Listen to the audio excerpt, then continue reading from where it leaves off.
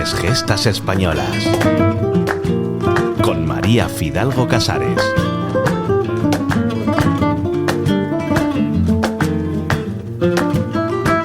En abril de 1956, hace ahora justo 70 años, una de las bodegas más longevas de Europa buscaba un reclamo publicitario para promocionar su brandy en la Feria de Sevilla.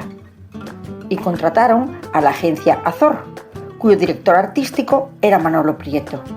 Aunque residía en Madrid, era natural del puerto de Santa María, como la firma que encargaba el anuncio, Osborne. Cartelista de prestigio, había realizado el célebre Fiesta de Toros en España de 1950 y en 1952 ganado el premio de la corrida de la beneficencia. Pero sobre todo era un aficionado taurino auténtico, de los de pañuelo, sombrero y puro en la Plaza de las Ventas.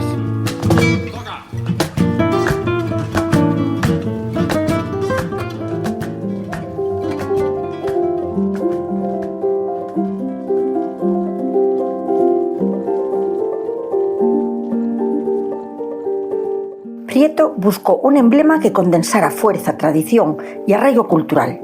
E ipso facto pensó en el toro, tema omnipresente en la historia del arte español, desde los toros ibéricos, mosaicos romanos, emblemas medievales, costumbristas del XIX, a la abstracción de Picasso o Saura. Pero por lo visto a la marca en un primer momento no le convenció. Les pareció más propio de una ganadería que de una destilería. El trabajo lo realizó en su estudio madrileño, un espacio austero con un tablero inclinado.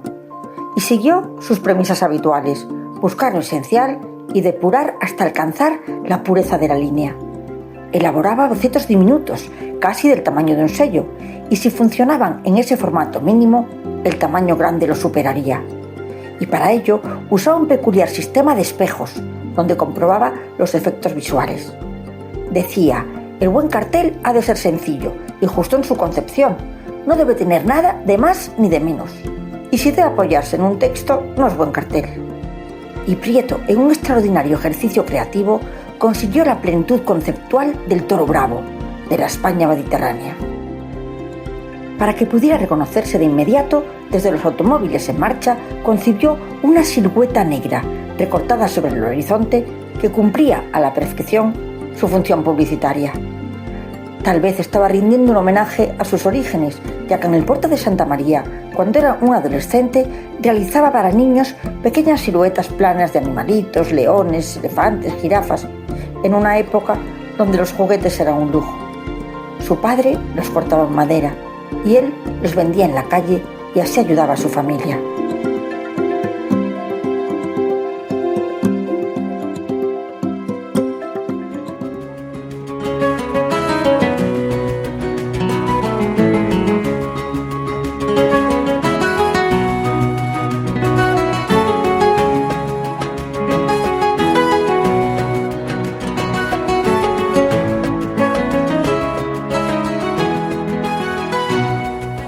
El primer toro se hizo para la valla promocional de la Feria de Sevilla.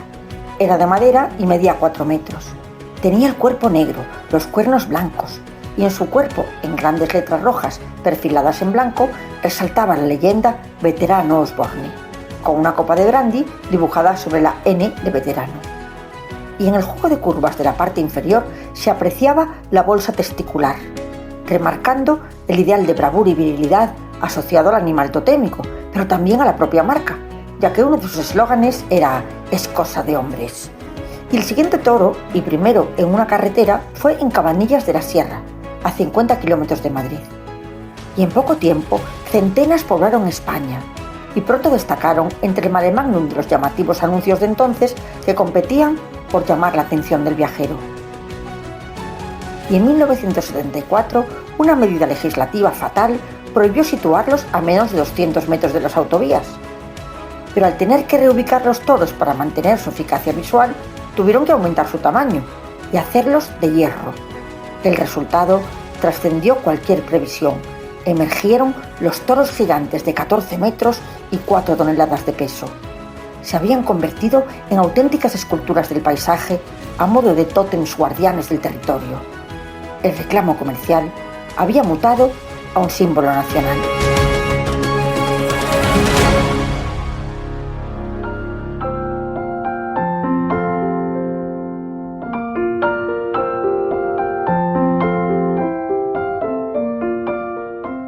Manuel Prieto Benítez nació en 1912, en una familia humilde del puerto de Santa María.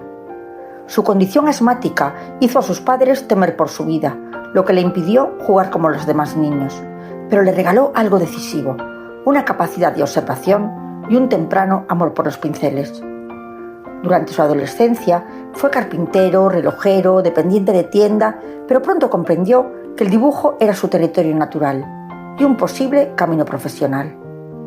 Y para comprar pinturas vendió la bicicleta que le había regalado su abuelo, y a los 16 años ya trabajaba como dibujante en un periódico local, a la vez que estudiaba en la Academia de Bellas Artes de Santa Cecilia, una institución que muchas décadas después lo acabaría nombrando académico. Con la venta de sus primeras obras pudo costearse el salto a Madrid en 1930 y tenía 18 años. El ambiente cultural de la Segunda República lo deslumbró y, trabajando como escenógrafo en una compañía de danza, visitó una exposición de cartelería y sintió una especie de latigazo. Y aquel impacto lo llevaría hacia el arte comercial y entrar en la revista Arte Comercial, que le permitió traerse a su familia desde Cádiz. Su vocación artística se iba consolidando y, en paralelo a su compromiso ideológico, ingresó en el Partido Comunista y durante la Guerra Civil estuvo al servicio del bando republicano y fue ilustrador del Altavoz del Frente, Milicia Popular, Altavoz del Pueblo y el diario El Sol. Y de ahí pasó a ser director artístico de un periódico destinado a la tropa del Quinto Cuerpo del Ejército. El cartelismo bélico alcanzó cotas de excelencia y una difusión extraordinaria.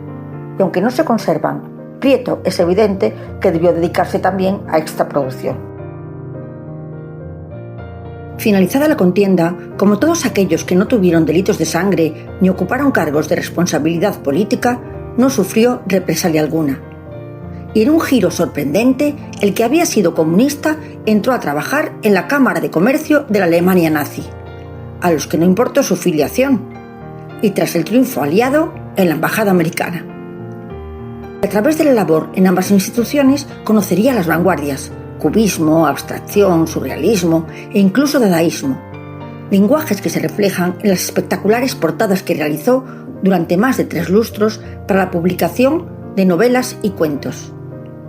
Y en la posguerra comenzó a firmar con el seudónimo TT. Se ha escrito que por miedo, pero lo cierto es que siempre pudo desarrollar su obra con plena libertad.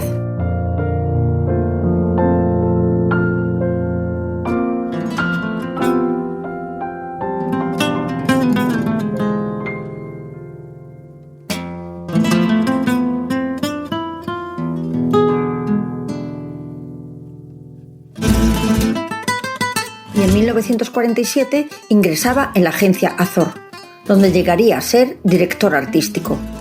Entre sus clientes figuraban Peugeot, Danone, el Real Madrid, Iberia y la firma que lo llevaría a la fama, Osborne. Y a la vez consolidaba su prestigio en el cartelismo, abarcando desde carteles de teatro, de ferias, turísticos, publicitarios, hasta conmemorativos de cualquier tipo de evento. Y desarrollaba en paralelo una fructífera relación con el universo taurino, convirtiéndose en una referencia del género. Y en los años 60 se inició como medallista, trabajando para la Fábrica Nacional de Moneda y Timbre, ampliando su repertorio creativo y obteniendo numerosos premios. Y en mayo del 91, Prieto moría, hace exactamente 35 años, y exactamente 35 años después del diseño del toro. Hoy, una fundación que lleva su nombre conserva y difunde su legado, con una tienda online en su página web donde puedes adquirir reproducciones o productos de la obra de Manolo Prieto. Y también el espacio bodeguero de Osborne alberga una gran exposición permanente llamada Toro Gallery.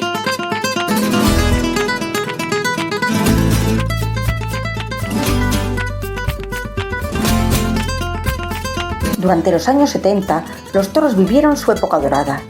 Con el boom del turismo, se convirtieron en un imán para los visitantes europeos, fascinados por un icono tan español como el tricornio de la Guardia Civil.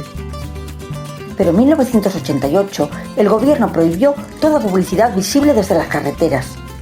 Osborne peleó y pagó las multas que se le imponían, y llegó a borrar su nombre de las vallas, dejando a los toros completamente negros. Pero al perder su función comercial, ganó la condición de símbolo. Ya no anunciaba un brandy, anunciaba España. La situación se tensó en 1994. Se ordenó la retirada definitiva de las 500 vallas distribuidas por todo el país. Y se desató un debate nacional. Artistas, toreros, intelectuales y ciudadanos se movilizaron para defenderlos. Y la Junta de Andalucía lo incluyó en el catálogo del patrimonio histórico andaluz. Y en 1998 se indultaba al toro para siempre.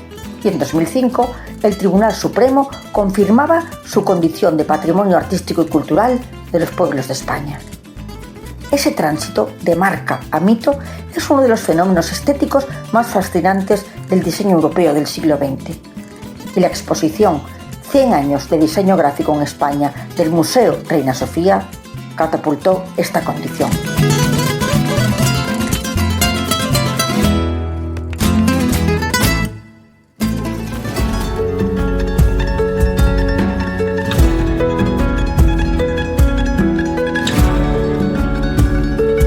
Aún así, en el siglo XXI el toro sufría embestidas, pero no de picadores, sino antiespañolas, acusándolo de memeces tales como demasiado taurino o demasiado españolista. Pura ignorancia de su propia tradición. Ya no se yerguen ni en Cataluña, que adoptaron el burro como icono animal, ni en el País Vasco, que lo hicieron con la oveja, ni en la megataurina navarra. Para evitar su desaparición, el cineasta Vigas Lunas quiso comprar los 42 toros catalanes. Pero grupúsculos catalanes y abertzales acababan cerrando los últimos toros de Osborne, calificándolos de símbolo estrella del anticatalanismo más rancio o de inmundicia cornuda española.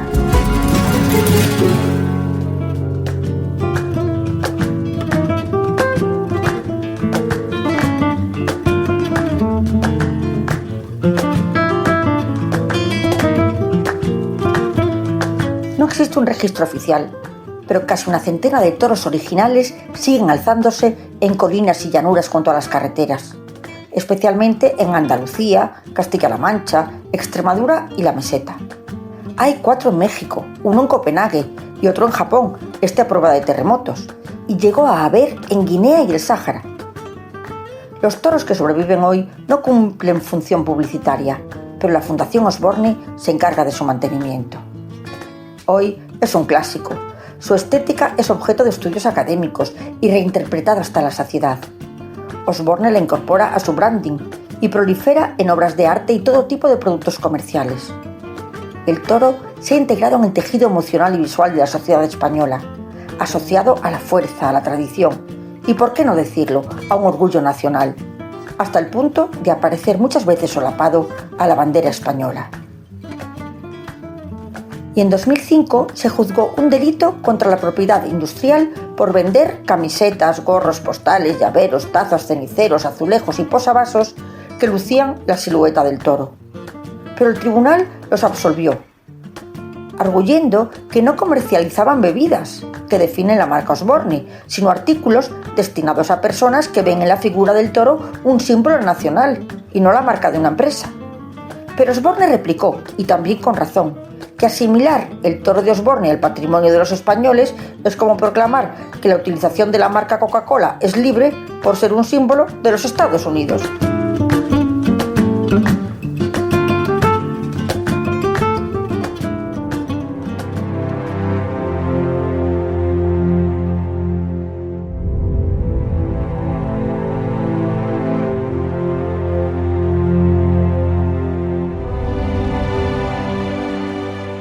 Pero ¿hay obras que opacan a sus autores? Manolo Prieto confesó, en alguna ocasión, su pesar porque tras tan amplia trayectoria sería recordado solo como el autor del toro de Osborne. ¿Pero qué puede haber más grande que haber sido pionero de la marca España sin saberlo? ¿Y convertir una obra en mito? La eternidad es el valor más sublime de la obra de arte. Y de los magníficos artistas del siglo XX, pocos trascenderán, pero su toro permanecerá para siempre. Porque ha sido un hito en la historia del diseño español. La elección de la silueta negra, sin volumen, sin textura, sin detalle anatómico, no fue una simplificación, sino una decisión intelectual que situó la obra entre el diseño gráfico, la escultura pública y el emblema heráldico, entre la tradición, el diseño moderno y la abstracción. Y la monocromía no empobrece la imagen, al revés, la rotundidad negra lo convierte en una figura casi metafísica, que se impone por contraste con el cielo. En lomas, cerros y carreteras, el perfil se transforma en una presencia monumental que no se integra en el paisaje, lo domina. Cual figura entronizada, recuerda a los toros ibéricos y esa resonancia ancestral explica, en parte, su poder emocional. Desprovisto de rostro y gesto, el toro posee una neutralidad fértil en el que cada espectador proyecta su propia idea, nostalgia, tradición, viajes, pero para muchos es un signo de resistencia cultural.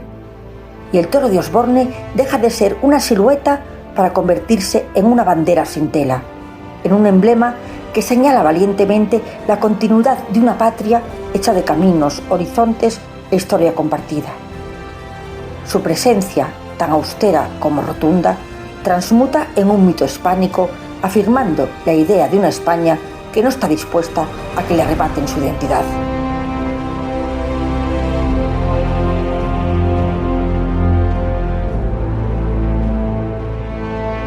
Grandes gestas españolas.